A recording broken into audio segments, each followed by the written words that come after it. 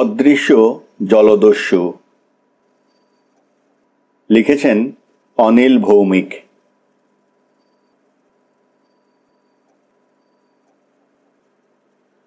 পলাশগড় diamond Harbour যাওয়ার রাস্তার ধারে এই আধা শহর আধা গ্রাম। গঙ্গার ধারে পলাশগড়ের বাজার অঞ্চল বেশ জমজমাট। এদিকটাতে রয়েছে দোকানপাট, থানা, পোস্ট অফিস। লোকজন গাড়ি ঘোড়ায় আনাগোনায়, জায়গাটায় প্রায় সব সময়ই ভিড়। এখান থেকে দক্ষিণমুখ আধ মাইল টাক এগোলেই পলাশগড় হাই স্কুল। বেশ কয়েক বিঘা জমি নিয়ে এই স্কুল। স্কুলের এলাকা উঁচু প্রাচীর দিয়ে ঘেরা। তার মধ্যে রয়েছে স্কুল বাড়ি, ছাত্রদের হোস্টেল, শিক্ষকদের কোয়ার্টার, ফুলের বাগান, বিরাট একটা খেলার মাঠ, দারোয়ান বেয়ারাদের কোয়ার্টার। তাছাড়া রয়েছে অনেকখানি চাষের জমি। এই স্কুলের ছাত্ররাই চাষের কাজ করে। আলু, পটল, কাঁচা লঙ্কা যা কিছু হয় ছাত্রদের হোস্টেলে রান্নায় লাগে এসব। মোট কথা, ছাত্ররা যাতে স্বয়ংসম্পূর্ণ হতে পারে নানাভাবে সেই শিক্ষাই দেওয়া হয়। মাত্র দুটো দর্শনীয় স্থান পলাশগড়ে। এক, পলাশগড়ের পূব দিকের জংলা জায়গাটায় একটা খুব প্রাচীন শিব মন্দির। এখন মন্দিরটার ভগ্নদশা। বট, অশ্বত্থ আর জংলা গাছে মন্দিরের ভাঙা ফাটলগুলো ঢেকে গেছে। মন্দিরের ভেতরটা এখনো ভেঙে পড়েনি। সেখানে কালো পাথরের শিবলিঙ্গ রয়েছে। ভক্তরা এখনো দুধ জল ঢেলে বেলপাতা দিয়ে পুজো করে। অবশ্য দিনের বেলাতেই ভক্তরা মন্দিরে যায়। পুজো সেরে সন্ধ্যার আগেই ফিরে আসে। রাত্রিবেলা কেউ ওদিকে পা বাড়ায় না। চোর ডাকাতের ভয় তো আছেই, তাছাড়া সাপের আড্ডা ওখানে। আর একটা দর্শনীয় স্থান, গঙ্গার গা ঘেঁষে দাঁড়ানো প্রাচীন দুর্গটা। লোকে বলে ওটা নাকি পর্তুগিজ জলদস্যুদের দুর্গ বা গড়। ওই থেকে জায়গাটারও নাম হয়েছে পলাশগড়। দুর্গটার প্রাচীর, পাথরের রাস্তা এসবই এখন গঙ্গা গর্ভে চলে গেছে। আছে শুধু একতলা সমান উঁচু কয়েকটা গোল মতো ঘর। দূর থেকে পাথরের ঢিবির মতো লাগে দেখতে। অনেক লোক এই গড়টা দেখতে আসে। গঙ্গা দিয়ে যেতেও গড়টা দেখা যায়। কিংবদন্তি চলতি আছে এই দুর্গটা নাকি মস্ত বড় ছিল। হারমাদ জলদস্যুদের আস্তানা ছিল এই দুর্গ। দুর্গের পাথুরে দেয়ালে এখনো কয়েকটা লোহার আংটা ঝুলছে দেখা যায়। সেই আংটাগুলোতে নাকি বাঁধা থাকতো বিরাট বিরাট জাহাজ। জলদস্যুর দল রাত্রির অন্ধকারে জাহাজ ভাসাতো গঙ্গার বুকে। একসময় নিঃশব্দে কোনো গ্রামের ধারে জাহাজ গিয়ে ভিড়ত। উন্মুক্ত তরবারি হাতে জলদস্যুর দল ঝাঁপিয়ে পড়ত ঘুমন্ত গ্রামগুলোর ওপর। গ্রামের মানুষের ঘুম ভেঙে যেত জলদস্যুদের বিজাতীয় চিৎকারে।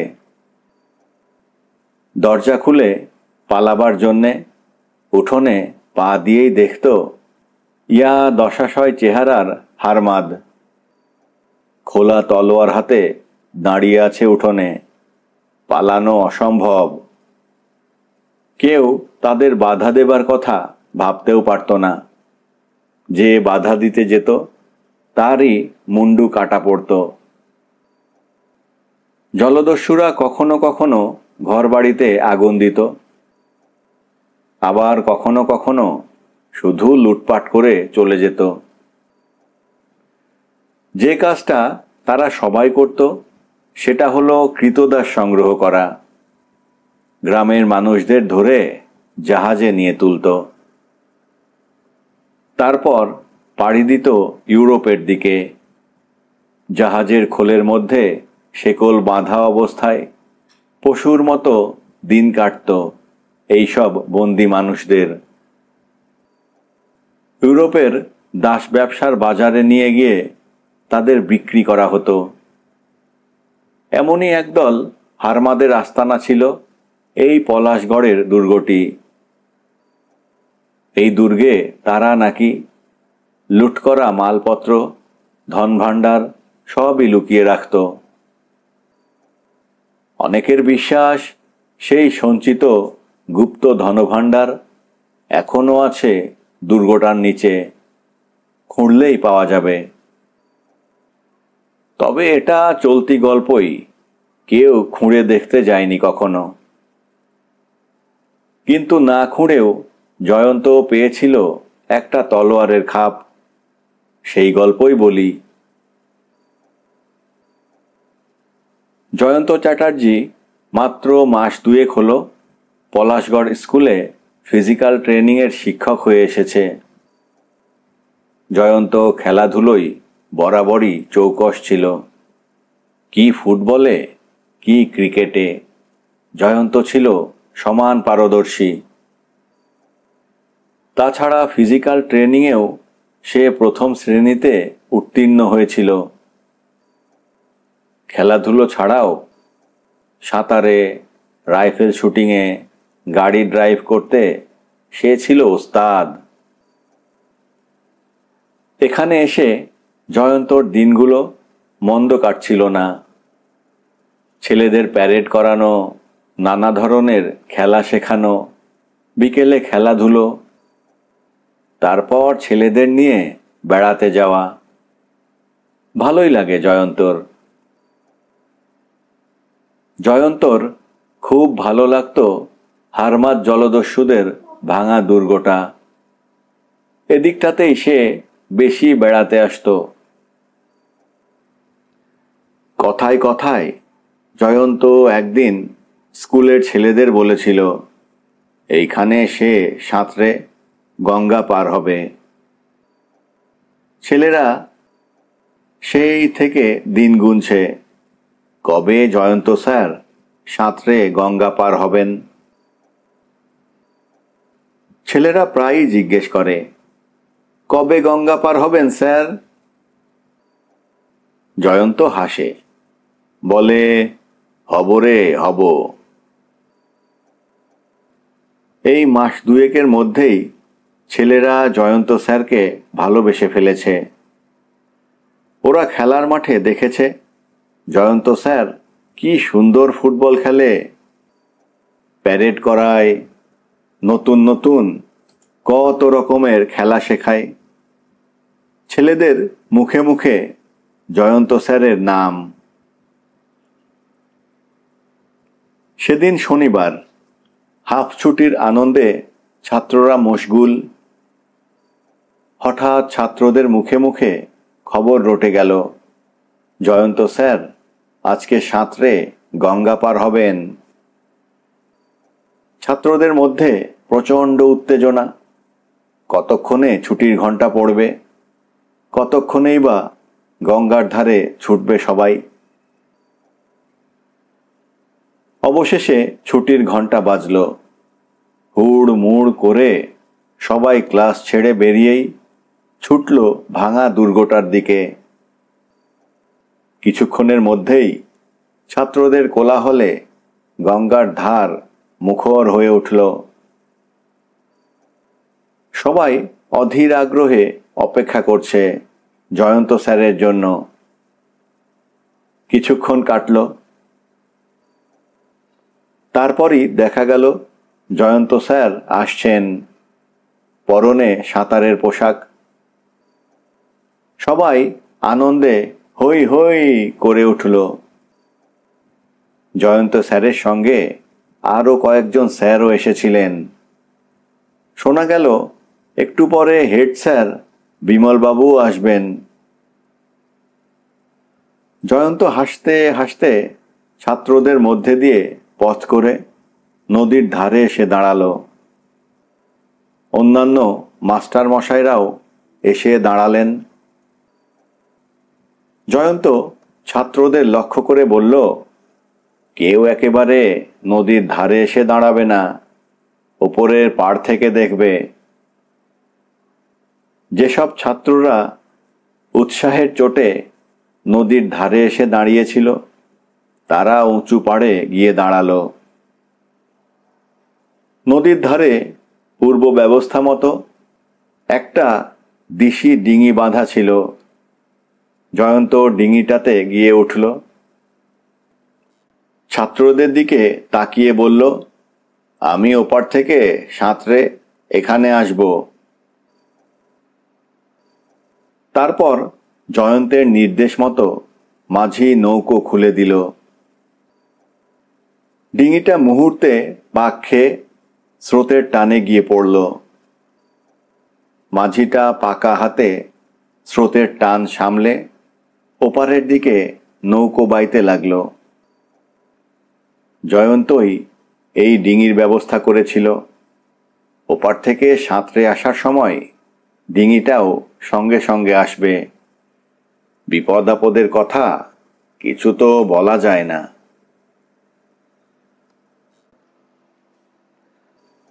ডিঙ্গিটা ছোট হতে হতে প্রায় বিন্দুর মতো হয়ে গেল। একসময় নদীর ওপারে পৌঁছালো সেটা। এপার থেকেও দেখা গেল ডিঙিটাকে স্রোতের বিপরীত দিকে টেনে নিয়ে যাওয়া হলো। অনেকটা দূর থেকে ডিঙিটা কোনাকুনি পাড়ি দিতে লাগলো। কিছুক্ষণ পরেই দেখা গেল জয়ন্তকে। ডিঙিটার সামনে সাঁতরে আসছে সে। জয়ন্তকে দেখতে পেয়ে ছাত্রের দল আনন্দে একসঙ্গে হই হই করে উঠল। একটু পরেই জয়ন্তকে স্পষ্ট দেখা গেল। ওস্তাদ সাঁতারুর মতো জল কেটে এগিয়ে আসছে। কিছুক্ষণের মধ্যেই জয়ন্ত নদীর এপারের কাছাকাছি চলে এলো। ছাত্ররা হাততালি দিয়ে চিৎকার করে জয়ন্তকে উৎসাহ দিতে লাগলো। একসময় জয়ন্ত ভাঙা দুর্গের দেয়ালের কাছে চলে এলো। এখন জোয়ারের সময়। নদীর জল দুর্গটার দেয়ালের অনেকটা ওপরে চলে এসেছে। ভাঙা পাথুরে দেয়ালের গায়ে গাঁথা একটা লোহার আংটা ধরে হাঁফাতে লাগলো। ছাত্ররা সবাই দুর্গের আধভাঙা ছাদটা এসে দাঁড়িয়েছে। ঝুঁকে জয়ন্ত স্যারকে দেখতে লাগলো। জয়ন্ত মুখ তুলে ওদের দিকে তাকিয়ে হাসি মুখে একবার হাত নাড়ল। জয়ন্ত লোহার আংটা ধরে দম নিল কিছুক্ষণ। দেখল পরপর ৩-৪টে লোহার আংটা পাথুরে দেয়ালের সঙ্গে গাঁথা। এই আংটাগুলোর সঙ্গেই নাকি হারমাত জলদস্যুদের জাহাজ বাঁধা থাকত। এসব গল্প জয়ন্ত পলাশগড়ে এসেই শুনেছে। জয়ন্ত আংটাটাকে ধরে ধরে এগোতে লাগলো এবার। হঠাৎ একটা আংটা দেয়াল থেকে আলগা হয়ে গেল। জয়ন্ত একটু অবাকই হলো। আংটাগুলো তো এত পলকা হবার কথা নয়। দেখাই যাক না আংটাটা খুলে আসে কিনা।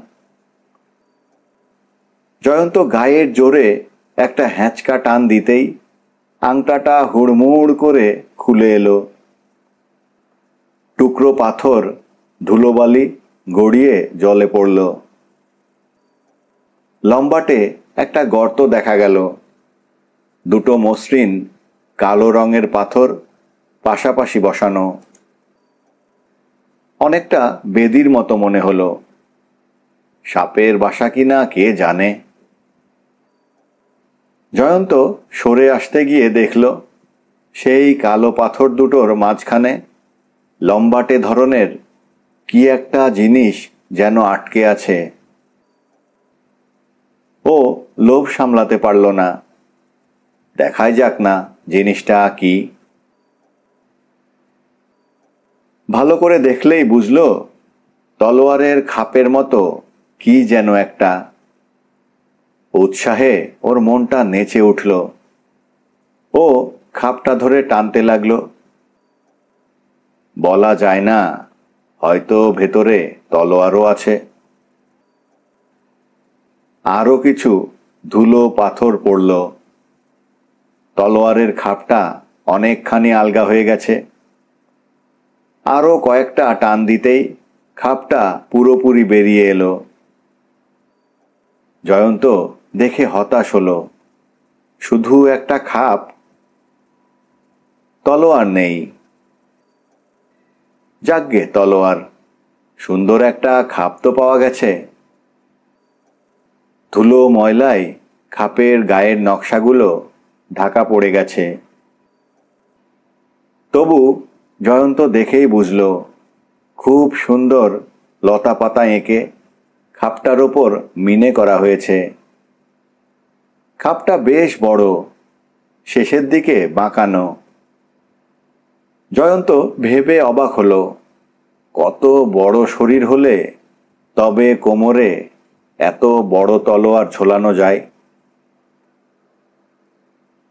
এদিকে নদীর ধারে ছাত্রেরা, মাস্টার মশাইরা অধীর আগ্রহে জয়ন্তর জন্য অপেক্ষা করছে। হেডমাস্টার বিমলবাবুও এসে গেছেন। জয়ন্ত তলোয়ারের খাপটা উঁচু করে ধরে আস্তে আস্তে সাঁতরে পারে এসে উঠল। ছাত্রেরা সব আনন্দে চিৎকার করতে লাগলো, হাততালি দিতে লাগলো। জয়ন্ত তার উত্তরে হাসল। তারপর এগিয়ে এসে হেডমাস্টারের হাতে তলোয়ারের খাপটা দিল। অন্যান্য মাস্টার মশাইরা, ছাত্ররা সবাই ভিড় করে এলো। সবাই অবাক চোখে খাপটা নাড়াচাড়া করে বললেন, বেশ পুরনো জিনিস বলে মনে হচ্ছে। একটু মাজা ঘষা করলেই নকশাগুলো ফুটে উঠবে। এটা পেলেন কোথায়? জয়ন্ত তখন ভাঙা দুর্গটা দেখিয়ে আংটা খুলে আসা বেদির মতো কালো পাথর, তার ফাঁকে খাপটা আটকে থাকা, সব বলল।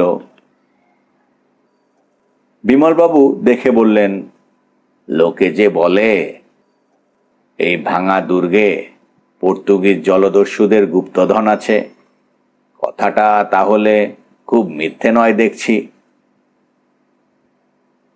আস্তে আস্তে ভিড় পাতলা হয়ে গেল। জয়ন্ত তলোয়ারের খাপটা নিয়ে তার কোয়ার্টারে ফিরে এলো। ও ভাঙা ঘর থেকে একটা তলোয়ারের খাপ পেয়েছে। খবরটা মুখে মুখে বেশ ছড়িয়ে গেল। উৎসাহী ছাত্ররা তো আসতে লাগলোই, অন্য লোকজনও এলো। জয়ন্ত ওটা বাইরের ঘরে রেখে দিল। যারা এলো তারা বেশ ঔৎসুক্যের সঙ্গে খাপটা দেখে গেল। পরদিন জয়ন্ত বেশ উৎসাহের সঙ্গে তলোয়ারের খাপটা মাজতে বসল। প্রথমে সমস্ত খাপটাই তেঁতুল ঘষল, তারপর ঝামা দিয়ে ঘষতে লাগলো। আস্তে আস্তে আঠার মতো লেগে থাকা ময়লা উঠে আসতে লাগলো। পরিষ্কার ফুটে উঠল লতা পাতা আঁকা নকশা, নানান রং তাতে। প্রায় ঘন্টা দুয়েক মাজা ঘষার পর খাপটা বেশ ঝকমকে হয়ে উঠল। রাত্রে খাওয়া দাওয়ার পর জয়ন্ত খাপটা নিয়ে বসল। একটা লোহার পেরেক দিয়ে নকশার ফাঁকে ফাঁকে জমে থাকা ময়লাগুলো খুঁচিয়ে খুঁচিয়ে তুলতে লাগলো। তখনই হঠাৎ ওর নজরে পড়ল খাপটার মাঝামাঝি জায়গায় দুপিঠে কি যেন লেখা। অক্ষরগুলো ইংরেজি অক্ষরের মতো, কিন্তু ভাষাটা দুর্বোধ্য। জয়ন্তর বেশ মজা লাগলো।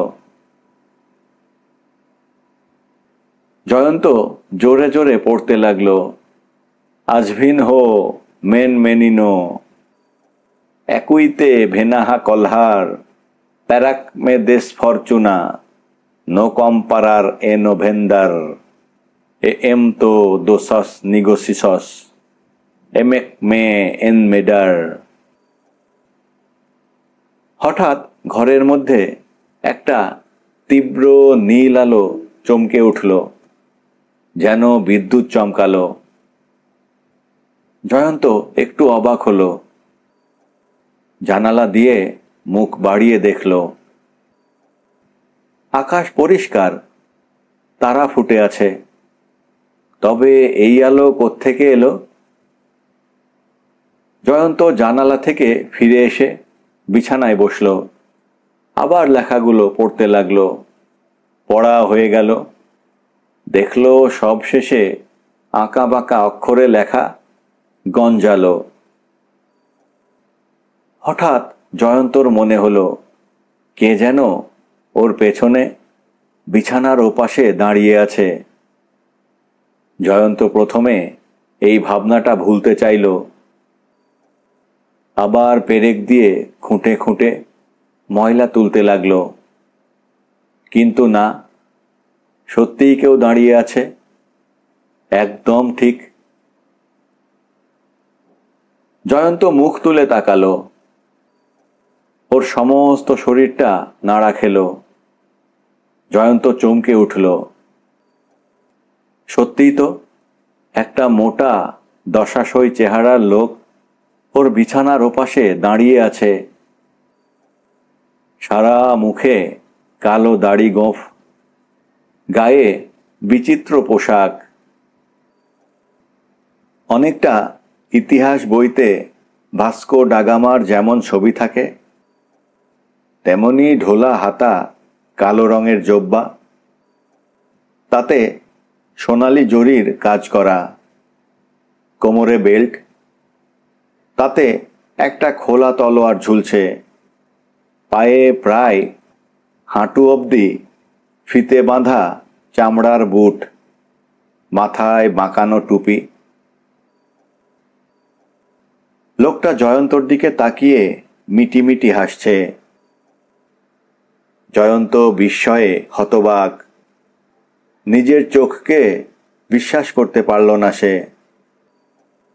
একবার ভাবল স্বপ্ন দেখছে, পর্তুগিজ জলদস্যুর স্বপ্ন। কিন্তু না, লোকটা কোমর থেকে তলোয়ার বের করল। জয়ন্ত তখনও নিশ্চুপ বসে আছে। কি করবে ভেবে উঠতে পারছে না।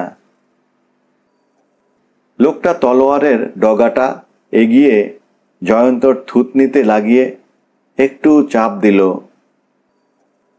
জয়ন্ত বুঝল ঠান্ডা ইস্পাতের চাপ। এটা স্বপ্ন নয়। জয়ন্ত তাড়াতাড়ি উঠে দাঁড়ালো। লোকটা তেমনি ভাবে তলোয়ার ঠেকিয়ে ঠেকিয়ে বলল, খাপ আমারে দাও। লোকটার মুখে বাংলা শুনে জয়ন্ত আরো অবাক হলো। কি করবে কি বলবে কিচ্ছু বুঝে উঠতে পারল না। থুতনিতে তলোয়ারের চাপ বাড়তে লাগলো। আবার লোকটার জলদগম্ভীর কণ্ঠস্বর শোনা গেল, হুকুম তামিল করো।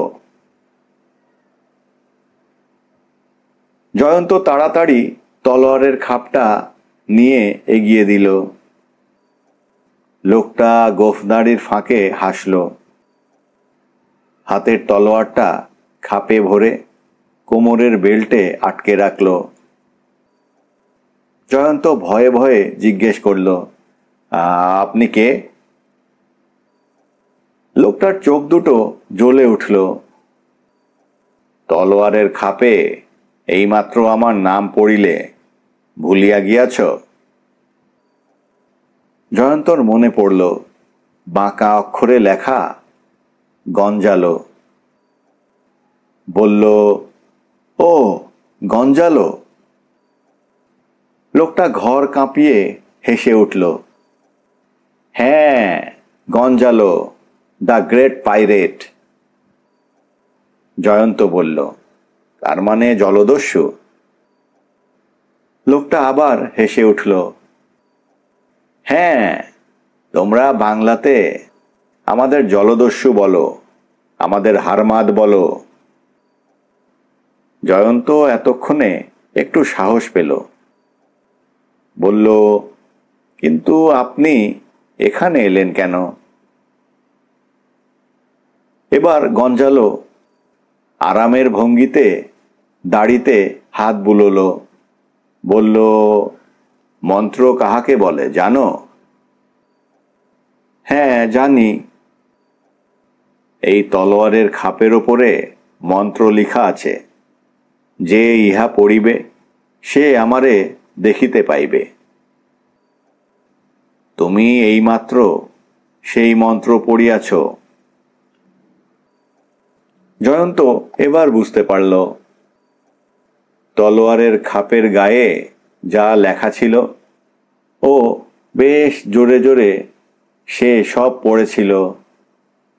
তাই গঞ্জালোর আবির্ভাব। জয়ন্ত মনে মনে বেশ ঘাবড়ে গেছে। কি জানি, কোনো কারণে রেগে গিয়ে যদি তলোয়ার চালায়। কিন্তু ভয় পেলে তো চলবে না। এখন দস্যুটাকে ঠান্ডা রাখতে হবে, কোনো কারণেই যেন সে রেগে না যায়। গঞ্জালো বার কয়েক ঘরের মধ্যে পায়চারি করল। তারপর হেসে বলল, তোমার ঘর ভালো, শয্যা ক্ষুদ্র। জয়ন্ত চমকে উঠল। মতলব কি রে বাবা, এইখানেই থাকবে নাকি?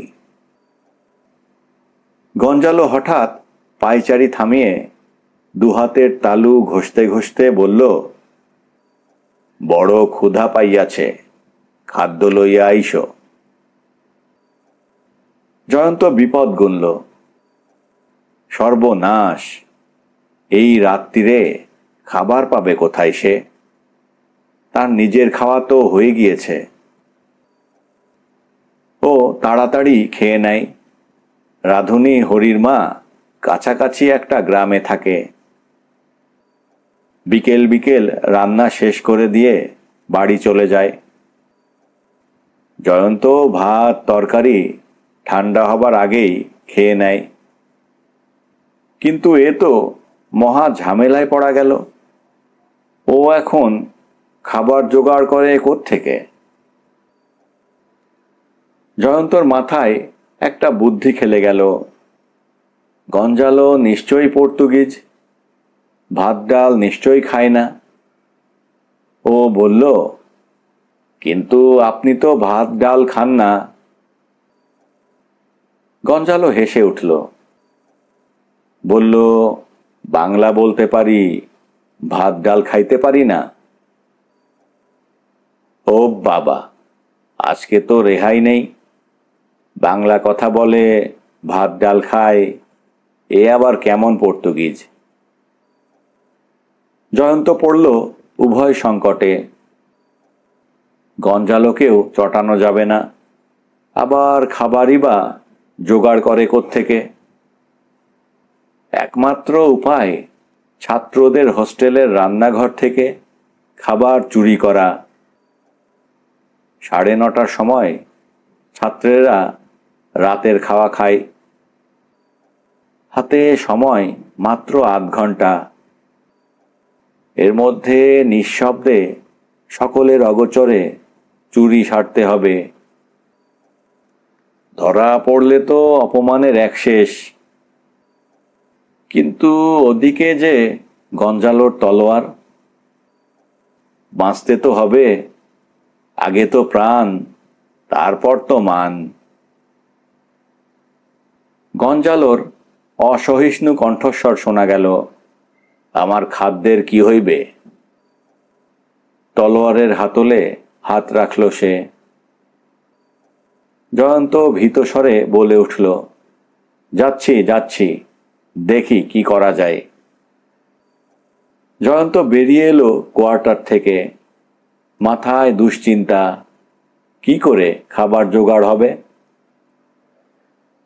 ছাত্রদের হোস্টেলের রান্নাঘরে রাঁধুনি, ঠাকুর, চাকরদের তখন কাজকর্ম শেষ। ওদের জোর তাসের আসর বসেছে রান্নাঘরের বারান্দার কোণে। ওরা তাস খেলায় মশগুল। এই সুযোগ। জয়ন্ত নিঃসাড়ে রান্নাঘরের দরজার শেকল খুলল। অন্ধকারের মধ্যে আন্দাজে খাবার রাখার সেফ খুলল। মাংসের গন্ধ পেল সে। যাক, পর্তুগিজ ব্যাটার মনের মতো খাবার জুটেছে। কিন্তু ভাতের ডেকচিটা যে মস্ত বড়। খুঁজতে খুঁজতে একটা ছোট হাঁড়ি পেল। ভেতরে হাত দিয়ে বুঝল ভাত। বোধহয় রাঁধুনি, ঠাকুর, চাকরদের জন্য আলাদা করা। জয়ন্ত অন্ধকারের মধ্যেই মাংসের গামলা থেকে অনেকটা মাংস ঝোল ছোট ভাতের হাঁড়িটাই ঢেলে নিল। তারপর হাঁড়িটা নিয়ে পায়ে পায়ে রান্নাঘরের বারান্দায় এসে দাঁড়ালো। দেখল রাঁধুনি আর চাকররা তখনও তাস নিয়ে মেতে আছে। জয়ন্ত পা টিপে টিপে উঠোনে নামল। তারপর অন্ধকারে গা ঢাকা দিয়ে কোয়ার্টারে ফিরে এলো। টেবিলের ওপর হাঁড়িটা রাখতেই গঞ্জালো চাপা স্বরে বলে উঠল, আহ, মাংস ভাত। জয়ন্ত মনে মনে বলল, খা বেটা হারমাদের পো, কত খাবি খা। গঞ্জালো আবার হাতের চেটো দুটো ঘষে নিল। তারপর টেবিলে খেতে বসল।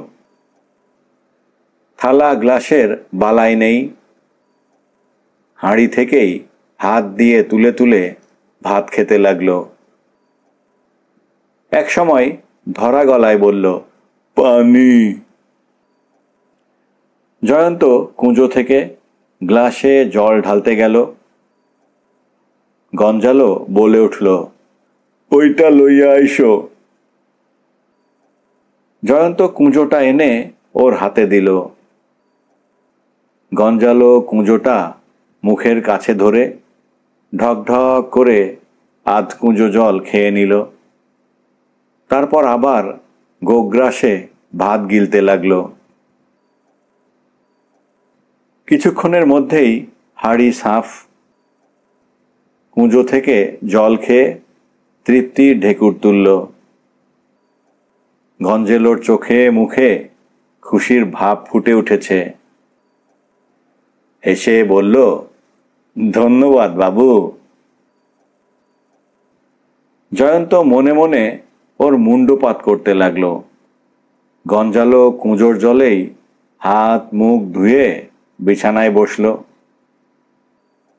ওর গলায় ঝোলানো ছিল একটা তামার ক্রুশ। তারই সরু ডগাটা দিয়ে দাঁত খোঁচাতে লাগলো। বেশ পরিতৃপ্তির ভঙ্গি। তারপর ঝোলা জব্বার পকেট থেকে বের করলো একটা ছোট্ট চামড়ার শিশি। শিশির মুখে তুলো লাগানো। তুলো খুলে শিশি থেকে কি যেন গায়ে ছিটলো। জয়ন্ত বুঝল আতর। বেলফুলের গন্ধের মতো তীব্র গন্ধ ঘরটায় ছড়িয়ে পড়ল। জয়ন্ত এবার বুঝল ও এতক্ষণ ধরে এই আতরের গন্ধই পাচ্ছিল। গঞ্জালো গোঁফ দাড়ির ফাঁকে হাসল। আতর কেমন বাবু? খুব ভালো। জয়ন্ত ফাঁকা হাঁড়িটা টেবিলের নিচে রাখতে রাখতে বলল। তারপর লক্ষ্য করল তলোয়ারের খাপটা ঘরের এক কোণায় ঝুলছে। গঞ্জালোর কোমরে গোঁজা খোলা তলোয়ার। খাপটা আবার খুলে রাখলো কেন? জয়ন্ত এর কারণ ভেবে পেল না। জয়ন্তর মনের কথা গঞ্জেলো বোধহয় বুঝতে পারল। বলল, ওই খাপ পবিত্র বেদির মধ্যে ছিল, উহা পবিত্র স্থানে রাখিতে হইবে। জয়ন্ত জিজ্ঞেস করল, আপনি তাহলে খাপটা আর ব্যবহার করবেন না? না, তবে আমি যেদিন চলিয়া যাইব সেই দিন উহা সঙ্গে করিয়া লইয়া যাইব। গঞ্জালো কয়েকবার হাই তুলে জয়ন্তর বিছানায় চিত হয়ে শুয়ে পড়ল। একে তক্তপোষটা ছোট, তাতে অত বড় দশাশই একখানা শরীর। হাতখানেক জায়গাও অবশিষ্ট রইল না। জয়ন্তর ঘুম পেয়েছে খুব, অথচ শোবার জায়গা ওই অতটুকুই। কয়েক সেকেন্ডের মধ্যেই গঞ্জালোর নাক ডাকতে শুরু করল। জয়ন্ত আর কি করে, তক্তপোষের ধারে ওই এক হাত জায়গার মধ্যেই শুয়ে পড়ল। গঞ্জালো ঘুমের ঘোরে পাশ ফিরল। তক্তপোষে ক্যাঁচ কোঁচ শব্দ উঠল। তক্তপোষটা ভেঙে না যায়। জয়ন্ত চোখ খুলে শুয়ে রইল, কিন্তু ঘুম আসবে কি? কোনো মতে শুতে পেরেছে, এই যথেষ্ট। জয়ন্ত শুয়ে শুয়ে গঞ্জালোর নাকের গর্জন শুনতে লাগলো। ফন্দি আঁটতে লাগলো কি করে এই জলদস্যুর হাত থেকে পালানো যায়। ভাবতে ভাবতে কখন যেন ঘুমিয়ে পড়ল। হঠাৎ পেটের ওপর চাপ পড়তে ওর ঘুম ভেঙে গেল। দেখলো গঞ্জালো একটা মোটা থামের মতো পা ওর পেটের ওপর তুলে দিয়েছে। ও এক ধাক্কায় পা সরিয়ে দিল। বাইরে তাকিয়ে দেখল ভোর হয়ে আসছে। ভাবতে লাগলো কি করে পালানো যায়। হঠাৎ মনে পড়ল স্কুলের একটা স্টেশন ওয়াগন আছে, সেটা গ্যারেজ থেকে বের করে নিয়ে পালালে কেমন হয়। গ্যারেজের চাবি, গাড়ির চাবি সবই দারোয়ান শিবচরণের কাছে থাকে। শিবচরণকে ডেকে তুলে সব কাজ নিঃশব্দে সারতে হবে। একবার গাড়ি নিয়ে বাইরের রাস্তায় পড়তে পারলে আর ওকে পায় কে? ও একবার গঞ্জালোর দিকে তাকালো। সে তখন গভীর ঘুমে অচেতন। এই সুযোগ, পালাতে হলে এক্ষুনি পালাতে হবে।